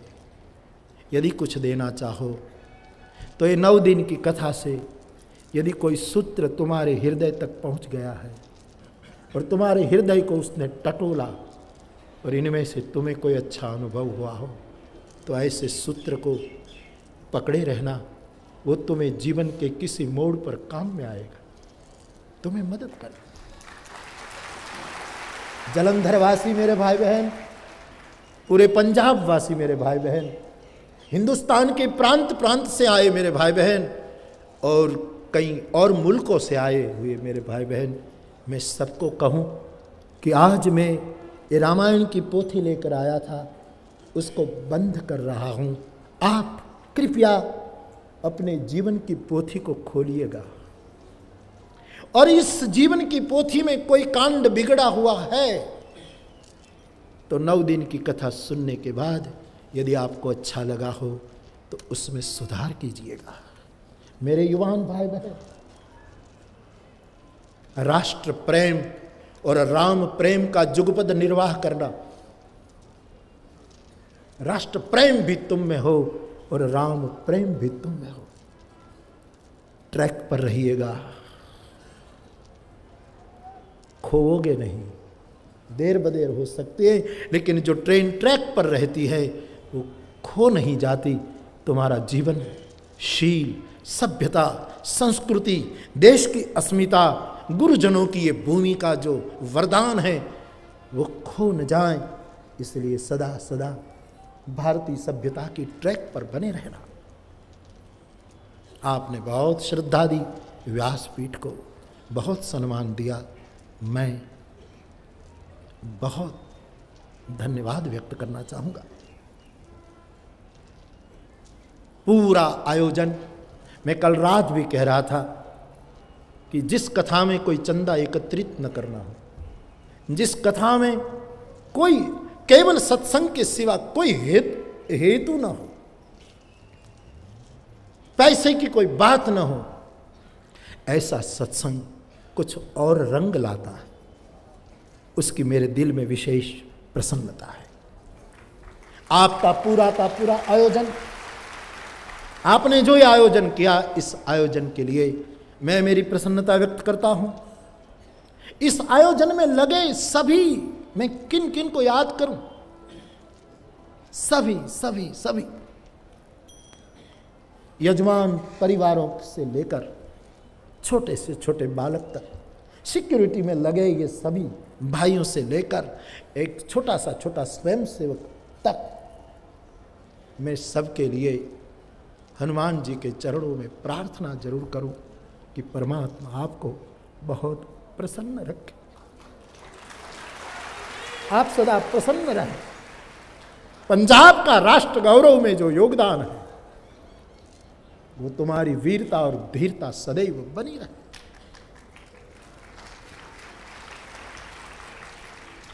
आपको अच्छा नहीं लगेगा, मैं जानता हूं, फिर भी कहूं, आपको प्रभु खुशियां दे और आपके जीवन में कोई मुश्किलियां हो वो प्रभु मुझे प्रदान कर दे। मेरे कंधे उसको उठा लेंगे, लेकिन मेरे राष्ट्रवासियों को प्रभु भले चंगे रखे। आशीर्वाद तो मैं क्या दूं, मैं भी आपके समान एक इंसान हूं, फिर भी व्यासपीठ पर बैठा हूं तो रामायण ग्रंथ के कारण कुछ बल मिल जाता है, इसलिए आशीर्वाद तो नहीं लेकिन परमात्मा के चरणों में प्रार्थना करता हूं यजमान परिवारों के लिए, सबके लिए, सबके परिवारों के लिए मेरी यही प्रभु प्रार्थना है कि वंशे सदैव भवताम हरिभक्ति रस्तु। आपकी कुल परंपरा में सदा भगवान की भक्ति बनी रहे, साध संगत बनी रहे, आपके जीवन में सेवा और समर्पण का सुभग समन्वय हो। इस राम कथा महायज्ञ में किन किन ने आहुतियां नहीं दी हैं, अखबार से लेकर लोगों के एतबार तक, इतना लोगों का एतबार। मैं छोटे छोटे बच्चे को मिलता हूं वो भी मुस्कुरा देते हैं और बड़े बड़े बूढ़ों को मिलता हूं, सब ने व्यासपीठ को, रामायण को इतना आदर दिया है। आज एक चिट्ठी मुझे मिली थी, बापू कृपया व्यासपीठ से आज ऐसा मत बोलिएगा कि हम जा रहे हैं। ये मैं समझता हूं आपके दिल में क्या हो रहा है, लेकिन लोग पूछते कब आओगे कब आओगे। मैं इतना ही कहूंगा कि समझदार किसान बीज बो देता है खेत में, फिर कुछ प्रतीक्षा करता है कि बीज अंकुरित हुए कि नहीं। मैं श्रद्धा के बीज बोकर जा रहा हूं, प्रतीक्षा करूंगा कि मेरे बोए बीज पनपे कि नहीं।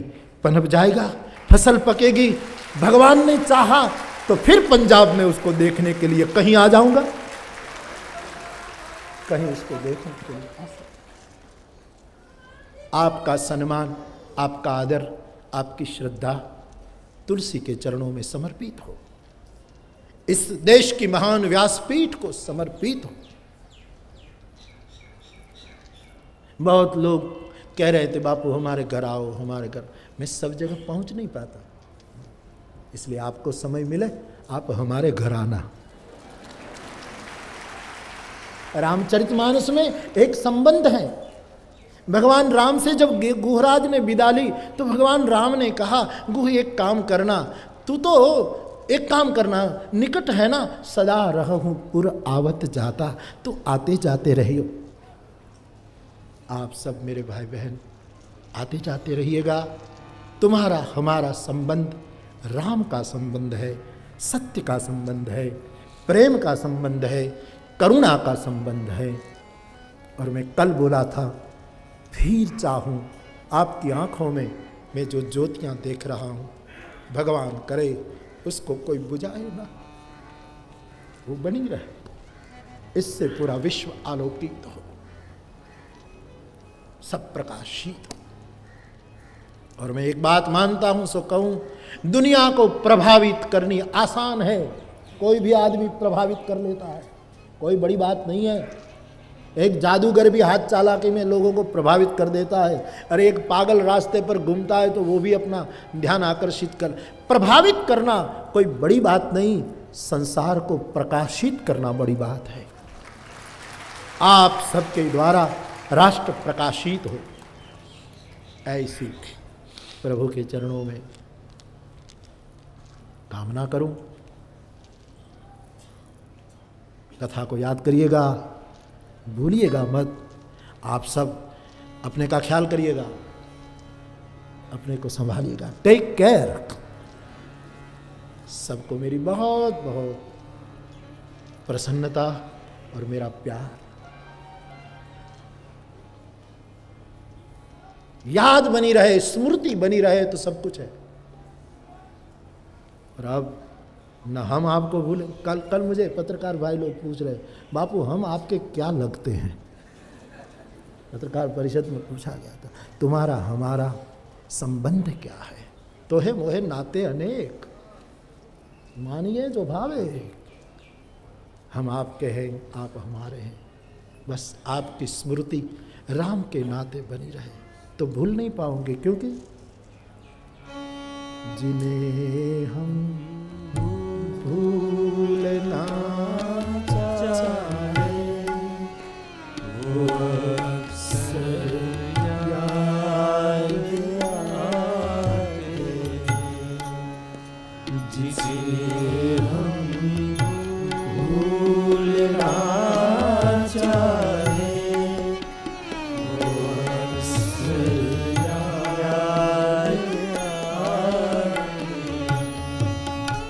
बुरा हो इस मोहब्बत का, बुरा हो इस मोहब्बत का, वो क्यों कर याद आते हैं, जिसे हम भूलना चाहे।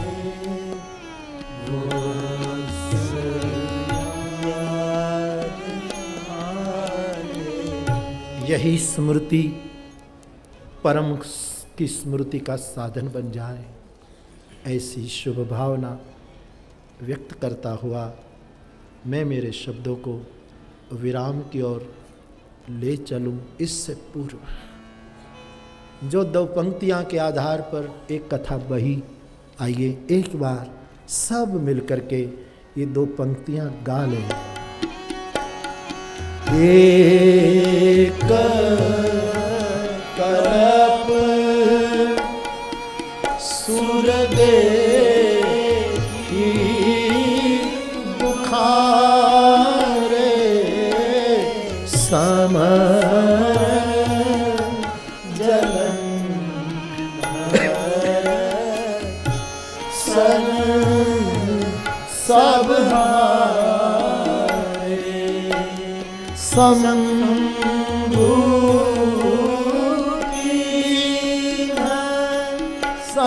राम अपारा दनुज महाबल मरई माया एक कलप सुर देखी दुखारे समर जलंधर सरस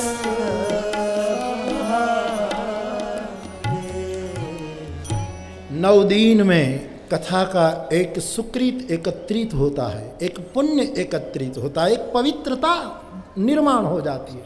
आओ ये 9 दिन के सत्संग का पावित्र्य, उसका पुण्य, उसका फल कहाँ अर्पण करें। आओ हम और आप सब मिलकर के ये 9 दिन की कथा का पुण्य, महाशक्ति यहाँ विराजमान है इस भूमि पर, और इसी भूमि पर परम सती वृंदा जो तुलसी का स्वरूप है, आओ हम सब मिलकर के तुलसी स्वरूपा परम सती वृंदा के चरणों में ये 9 दिन की कथा समर्पित कर दें। आप उसको कबूल करें, और बड़े यज्ञ में कोई त्रुटियां रह जाए यदि, तो उसकी पूर्ति के लिए एक मंत्र का 3 बार उच्चार हम सब करें, ताकि यज्ञ पूर्त हो जाए। पहले मैं बोलूं, फिर आप बोलिएगा, फिर मैं बोलूंगा, फिर आप पुनः मैं बोलूं, फिर आप बोलिएगा। हरये नमः, हरये नमः, हरये नमः, हरये नमः, हरये नमः, हरये नमः। हरि ओम पूर्णमदः पूर्णमिदं पूर्णात् पूर्णमुदच्यते पूर्णस्य पूर्णमादाय पूर्णमेवावशिष्यते। कथा को विराम दूं, इससे पूर्व अभी भी थोड़ा कुछ आगे कह करके आगे बढ़ूं। अच्युतं केशवं श्रीराम नारायणं कृष्ण दामोदरं श्रीवासुदेवं हरि श्रीधरं माधवं श्रीगोपिका वल्लभं श्रीजानकी नायकं श्रीरामचन्द्रं। कथा विसर्जन होत है, सुनहु वीर हनुमान, राम लक्ष्मण जानकी सदा करो कल्याण सिया वर रामचंद्र की जय। रघुवीर रामचंद्र की जय। पवन सुत हनुमान की जय। उमापति महादेव की जय। बोलो भाई सब संत। और आखिर में हरि नाम का कीर्तन हो। इससे पूर्व आप सबको होली की बहुत बहुत बधाई हो। पूरे पंजाब को, पूरे राष्ट्र को होली की बधाई देती हुई ये मेरी व्यासपीठ शब्दों को पूरा करें। इससे पूर्व कुछ क्षणों के लिए, भले आप उठ गए हो लेकिन भाव से, हरे राम राम राम सीता राम, हरे राम राम राम, हरे राम राम राम सीता राम, हरे राम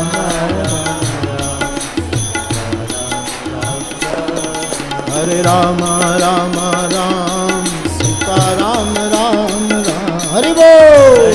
राम राम राम सीता राम राम राम। हरे राम राम राम सीता राम राम राम। हरे राम राम हरे राम राम राम सीता राम राम राम हरे राम राम सीता राम राम राम हरे राम राम राम सीता राम राम राम हरे राम राम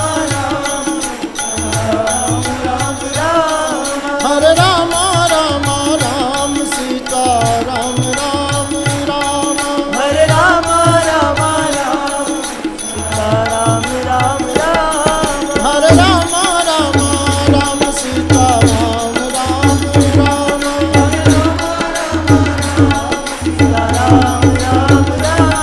हरे राम राम राम सीता राम राम राम हरे राम राम सीता राम राम राम हरे राम राम राम सीता राम राम राम हरे राम सीता राम राम राम हरे राम राम राम सीता राम राम राम हरे राम सीता राम राम राम हरे राम राम राम सीता राम राम राम हरे राम सीता राम राम राम हरे राम राम राम सीता राम राम राम हरे राम सीता राम राम राम हरे कृष्ण कृष्ण कृष्ण हरे हरे हरे राम राम राम हरे हरे हरे कृष्ण कृष्ण कृष्ण हरे हरे हरे राम राम राम हरे हरे हरे कृष्ण कृष्ण कृष्ण हरे हरे हरे राम राम राम पवन तनय संकट हरण मंगल मूरति राम लखन सीता सहित हृदय बसहु सुरहु बोलिए हनुमान जी महाराज। गुरुजनों की इस भूमि को प्रणाम करता हुआ मैं मेरे शब्दों को विराम देता हूँ। भाव और श्रद्धा के साथ बोलिए रामचंद्र भगवान की, श्री बालकृष्ण भगवान की, सद्गुरु भगवान की। ओ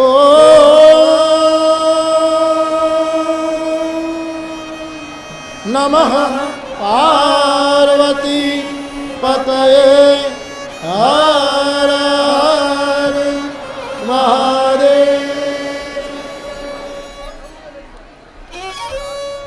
आरती श्री रामायण जी कीरति कलित ललित सियपी। आरती श्री रामायण जी की गावत ब्रह्मादिक मुनि नारद बाल्मीकि विज्ञान विशारद सुत सनकादि शेष हर्षारद बरनी पवन सुत कीरति। आरती श्री रामायण जी की गावत वेद पुराण अष्टदश छबो शास्त्र सब ग्रंथन को रस जन धन संनंदन को सर सार सम्मत सही आरती श्री रामायण जी गावत संतत शंभु भवानी अवगत संभव मुनि विज्ञानी व्यास आदि कवि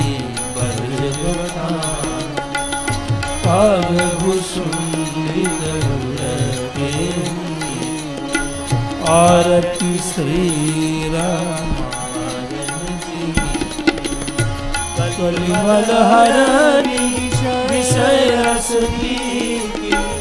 सुभग श्रृंगार मुक्ति जुबती की दलन भोग भवन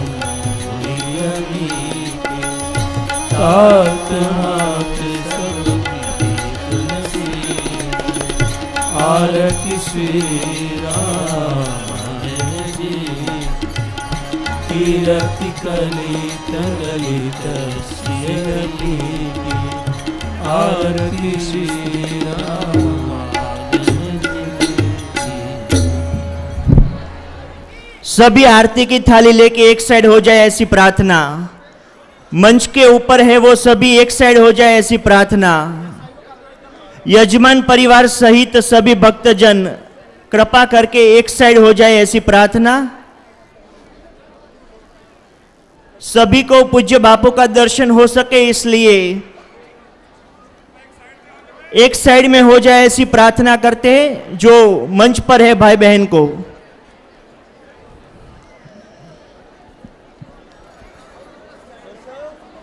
आरती की थाली लेकर भक्तजन कृपा करके आप एक साइड में हो जाइए।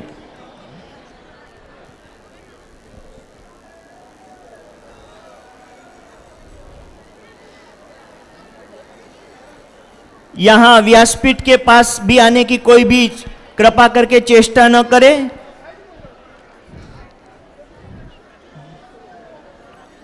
पूज्य बापू सबको देख सके इसलिए कृपा करके आप एक साइड में हो जाइए।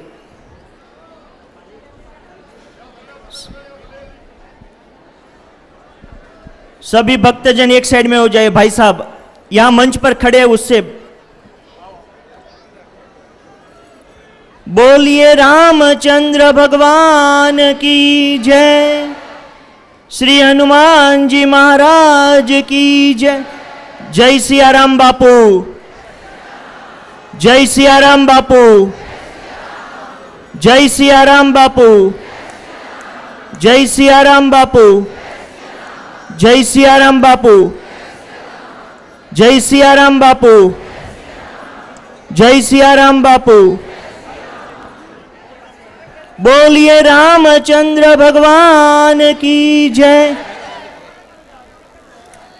कृपा करके सभी भक्तजन से विनती है नजदीक ना आइए।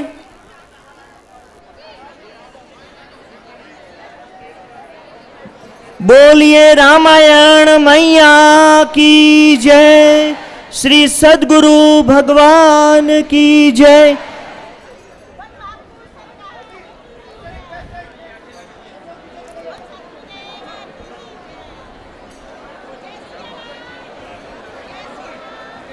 कृपा करके स्वयं सेवक पुलिस होमगार्ड्स भाई भी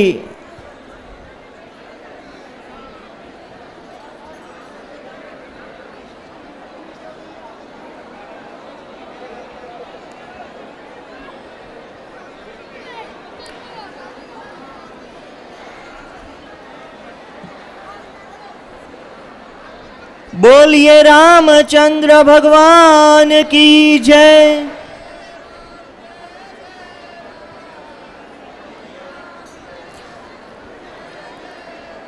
कृपा करके स्थापन के पास भीड़ न बढ़ाइए, ऐसे ही सब खड़े रहो।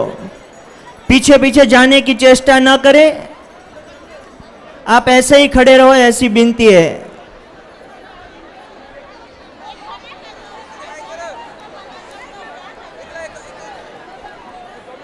बोलिए रामचंद्र भगवान की जय। भाई साहब कोई भी भाई बहन ऊपर ना पधारे। मंच के पास ऊपर कोई भी भाई बहन ना पधारे। ओ भैया ऐसा कर्मा।